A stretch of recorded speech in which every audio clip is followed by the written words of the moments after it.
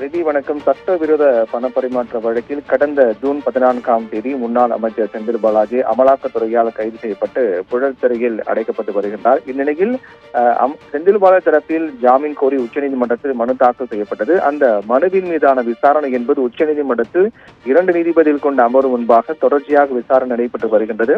நேற்றைய தினத்தில் இந்த வழக்கு விசாரணையின் போது செந்தில் பாலாஜி தரப்பு வழக்கறிஞர் முகுல் ரோத்தகி தன்னுடைய வாதங்களை முன்வைத்தார்.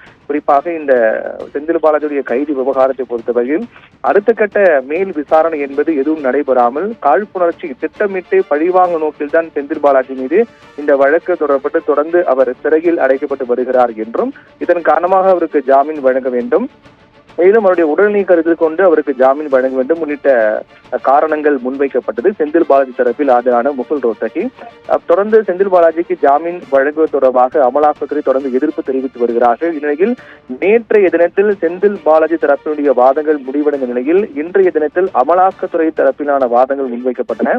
அமலாக்கத்துறை தரப்பில் வழக்கறிஞர் துஷர் மேத்தா ஆஜராகி வாதங்களை முன்வைத்தார்.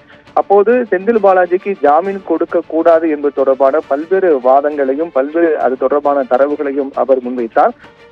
அப்போது இந்த ஏற்கனவே செந்தில் பாலாஜி தரப்பில் நேற்றைய வாதத்தின் போது சொல்லப்பட்ட மிக முக்கியமான காரணம் என்பது இந்த வழக்கில் கைப்பற்றப்பட்ட சோதனையின் போது கைப்பற்றப்பட்ட பென்ட்ரைவ் என்பதில் கூடுதலாக சில தரவுகள் சேர்க்கப்பட்டிருப்பதாகவும் அதற்கும் தனக்கும் சம்பந்தமில்லை என்று செந்தில் பாலாஜி தரப்பு வழக்கறிஞர் முன்வைத்தார். அந்த பென்ட்ரைவில் என்பது கூடுதலாக தேவையற்ற இந்த வழக்கை ஜோடிப்பதற்காக தேவையற்ற தரவுகளை சேகரித்திருக்கிறார்கள், கூடுதலாக சேர்த்திருக்கிறார்கள் என்ற வாதம் முன்வைக்கப்பட்டது.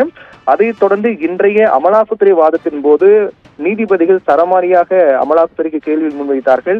நேற்றைய தினத்தின் போது செந்தில் பாலாஜி தரப்பில் தெரிவிக்கப்பட்ட வாதத்தின் அடிப்படையில் அந்த பென்டிரைவ் தொடர்பாக அதற்கு உரிய விளக்கங்கள் என்ன என்று நீதிபதிகள் கேள்வி முன்வைத்தார்கள். அதை தவிர்த்து அமலாக்கத்துறை தரப்பிலான வழக்கறிஞர் துஷர் மேத்தா பல்வேறு வாதங்கள் முன்வைத்தார். குறிப்பாக செந்தில் பாலாஜிக்கு இந்த வழக்கை பொறுத்தவரையில் நேர்த்தியான முறையில் இந்த விசாரணை நடைபெற்று வருவதாக வாதங்கள் முன்வைத்துக் கொண்டிருக்கும் போதே குறுக்கிட்ட நீதிபதிகள் முதலில் அந்த பென்டிரைவ் தொடர்பான கேள்விக்கு விளக்கம் கொடுங்கள், பிறகு முடிய வாதங்கள் முன்வைகள் என்று தெரிவித்தார். அதற்கு இடைப்பட்ட நேரத்தில் அந்த பென்டிரைவ் தொடர்பான வாதங்கள் முன்வைக்கப்படும் போது செந்தில் பாலாஜி தரப்பில் கைப்பற்றப்பட்ட பென்டிரைவ் என்பது தமிழ்நாடு லஞ்ச ஒழிப்பு துறையால் கைப்பற்றப்பட்டது என்றும் அதற்கும் தங்களுக்கும் எந்தவித சம்பந்தமும் இல்லை என்றும் அமலாக்கத்துறை தரப்பு வழக்கறிஞர் முன்வைத்தார். அதே போன்று கடந்த 2020 பிப்ரவரி மாதம் 2ஆம் தேதி நடந்த சோதனையின் போதுதான் இந்த பென்டிரைவ் என்பது கைப்பற்றப்பட்டது என்றும் அது தொடர்பாக செந்தில் பாலாஜி தரப்பில் லஞ்ச ஒழிப்பு துறையிடம் இதுவரை எந்த ஒரு கேள்வியும் இது போன்று கேட்கவில்லை என்றும் தற்போதுதான் அவர்கள் இந்த கேள்வி முன்வைக்கிறார்கள் என்ற வாதத்தையும் அமலாக்கத்துறை தரப்பு வழக்கறிஞர் முன்வைத்தார்.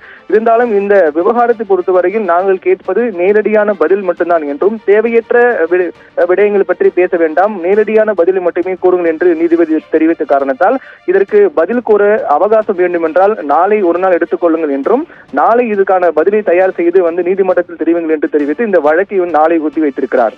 சரி.